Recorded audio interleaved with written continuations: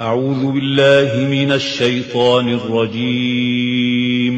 شهر رمضان الذي أنزل فيه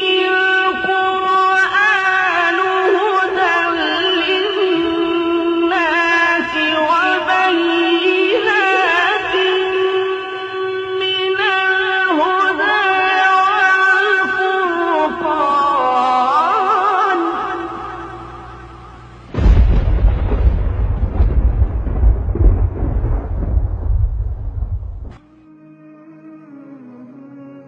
روجی میاشتې ته یا د رمضان میاشتې ته د شمار ورځې پاتې دي. رمضان دا مبارکه میاشت د الله سبحانه وتعالی نعمت دی، او هغه داسې چې الله بس ځایونه غوره کړي دي په بعضو باندې، او بعض وختونه غوره کړي دي په بعضو وختونو باندې، او دا د دې لپاره چې الله سبحانه وتعالی د پته چې انسانان کمزوري دي، د دوی نه ګناهونه کېږي، نو دی وله موقع ورکړې ده. لکه اوس حدیث کې راځي رسول صلی الله علیه وسلم وایي څوک حج له لاړ شي او صحیح حج وکړي څنګه چې د رسول صلی الله علیه وسلم نه ثابت ده، هماغه شان وکړي، د ګناهونو نه لرې ساتي، نو دی د حج نه داسې واپس راغی داسې صفا لکه د مور د خېټې نه چې په اوله ورځ راوتی و. دا ولې دا موقع الله ورکړه؟ ځکه چې الله د پته چې انسانان کمزوري، نو الله سبحانه وتعالی موږ یې پیدا کړي وو، موږ خپل ځانونه دومره ښه نه پېژنو څومره چې رب العالمین موږ پېژني. الله څه وایي؟ يريد الله أن يخفف عنكم وخلق الإنسان ضعيفا. الله غواړي چې تاسو نه دا بوج کم کی، ولې وایي ځکه چې انسان کمزوری پیدا کړی شوی. رب العالمین دومره مهربانه بادشاه دی،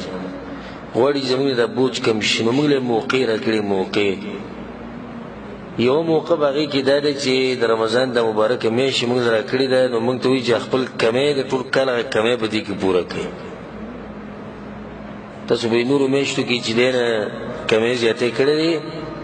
اوس هغه وټ کټ چې دی نه هغه د دې کمی په دې میاشت کې پوره کوي. دلته به تاسو ته اجرونه بې شماره بې حسابه تاسو ته میلاوي. دا مبارکه میاشت الله سبحانه وتعالی د چا په نصیب کې نو پوه شي دا ډېر اوچت انسان دی. الله اکبر. دا زما تقریبا د روجې د مسایل چې زه بیانوم، نو دا زما پنځم پیر دی، یعنی پنځم کال دی چې د روجې د مسایل بیانوم د الله سبحانه وتعالی په توفیق سره. او په هر کال زه دا وایم چې بعض ملګري موږ سره ناست دي، دا به روان کال نه نه وي، او بعض ملګري موږ سره وو نن نشتي. دا زه هر کال نه وایم، او سبحان الله دغه شان کېږي چې هغه درس کسان په روان کال کې نه وي. بس تاسو نظر وچلو کې تاسو پیژنئ درس ملګري، نو دې نږدې ورځو کې یو څو لړ وفات شو. هغه مخکې کال موږ سره بعض ملګري ناست، او ما چې د قرآن د دوره ختموله، نو ما په آخري ورځ ده وویې یو کم دېرشمه روجه ما چې ګوره بعض ملګري موږ سره ناست دي، خو روان کال له به نه وي. سبحان الله هغه روان کال له نه و.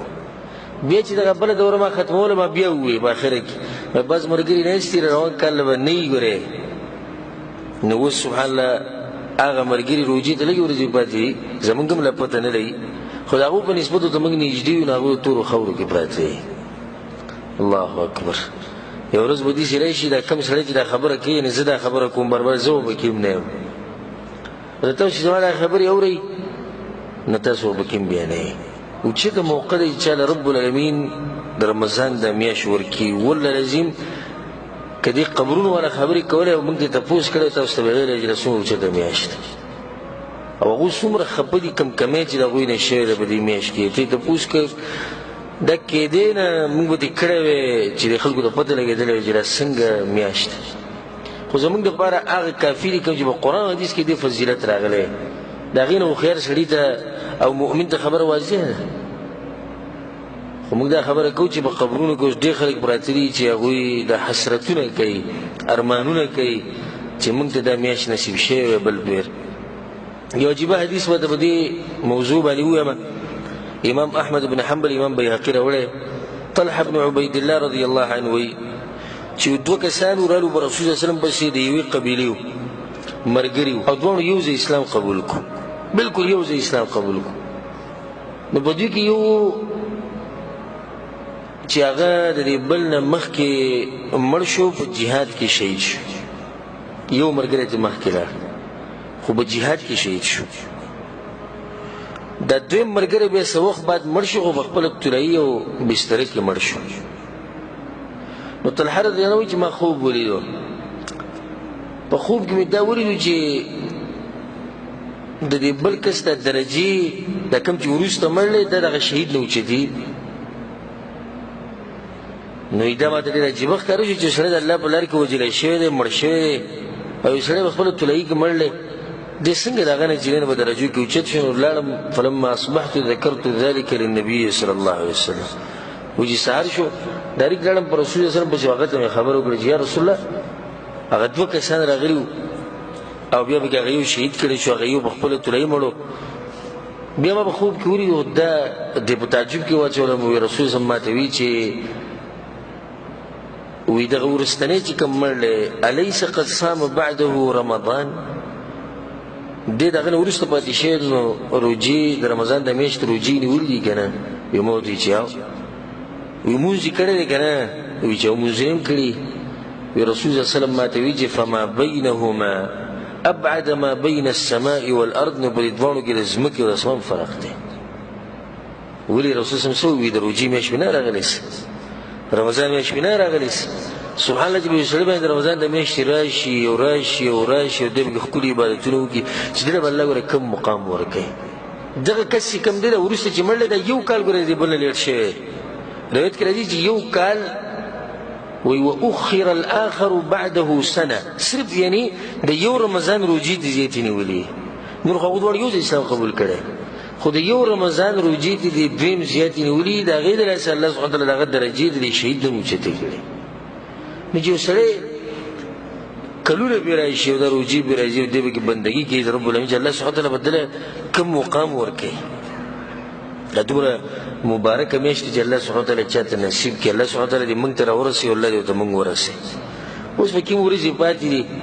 امید دی بس موږ ټول به امیدونو کې پراته یو کوم ملګري چې موږ سره اوس نشته تورو خاورو کې پراته غریبانو به امید چې دا روژه به راځي زه به دا کوم زه به دغه کوم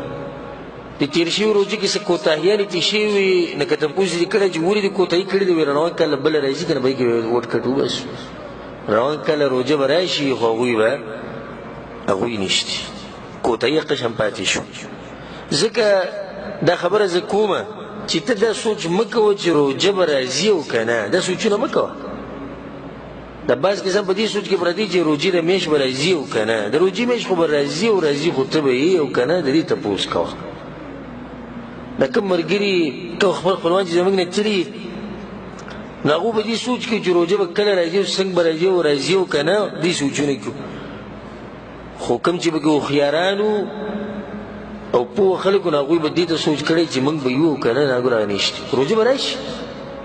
به راشي خو د قبرونو والا به شته هغو به کې نشته دا روژه به راځي زموږ هم پته نه لګي کېدای شي دې روژې ته موږ ونه رسو بعض کسان پکې د روژې په دې شپه باندې چې دی نه وفات شوي دي په اولنۍ شپه باندې هغه وفات شوي دنیا نه تللي نو دا یو غنیمت دی چې الله سبحانه وتعالی چاله ورکړي د صحابو د سلف صالحین حال څنګه و د روژې ته به هغوی ډېر خوشحاله و دعاګانې به یې کولې شپږ میاشتې به هغوی الله سبحانه وتعالی ته دا سوال کوو یا الله موږ ته روژه راورسوي شپږ میاشتې به یې او بیا چې به دا روژه راغله نو بیا به شپږ میاشتې دا سوال کوو یا الله زموږ نه اوس قبوله کړې د تېر شوي روژې چې تېره شوې ده د اوسه پورې تقریبا 11 میاشتې لاړې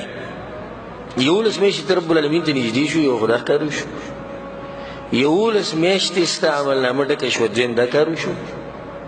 11 میاشتې په دې کې تا کوم ګناهونه کړي هغه دې پاتې دي یعنې هغې حساب کتاب شته که سړی د توبه ونه باسي او ژوند برابر نه کړي په دې 11 میاشتې کې د کومې نیکیانې کړي نو هغه ستا لپاره ذخیره پرته ده د هغې اجر به ته په دنیا او په آخرت کې رب العالمین درکوي خو یو کار دا وشو چې 11 میاشتې تیرې شوې او دا بله روژه راله یا را روانه ده، په دې کې که ما تاله دا سوال وکړو چې په دې 11 میاشتو کې تا کله دا سوال کړی د رب العالمین ته چې یا الله زما د روژې زما نه قبولې کړي؟ موږ کم یو ملګري راسو کړي چې یا الله د رمضان دا میاشت تېره شوه ما یې روژې پوره کړې، ستا شکر دی چې روژې مې په خیر خیر سره پوره کړې خو زما نه یې قبولې کړي. او بیا ډېر کم خلک چې هغه به 6 میاشتې رب العالمین ته دا وایي 6 میاشتې چې یا الله زموږ د روژې قبولې غم ورسره دی. بیا 6 میاشتې سوالونه کوي یا الله روژه راورسوي یا الله روژه راورسوي 6 میاشتې لګي او دا دعا به یې کوله اللهم سلمني لرمضان، یا الله ما دې روژې ته ورسوي وسلم رمضان لي او د روژه ما ته راورسوي وتسلمه مني متقبلا، او یا الله د روژې د میاشت زما نه قبوله کړي. دا به د هغوی دعاګانې خوشحاله به و. د روژې د میاشتې ورته یو بل به یې زیري ورکوله. نو دا ډېر اوچته میاشت دی چې رب العالمین یې د چا په ژوند کې راولي. الله سبحانه وتعالی دې د رمضان د میاشت زموږ په دې ژوند کې بار بار راولي او الله سبحانه وتعالی دې موږ له همیشه توفیق راکړي چې موږ پکې د هغه بندګي وکړو او زموږ د ګناهونه زموږ نه کم شي.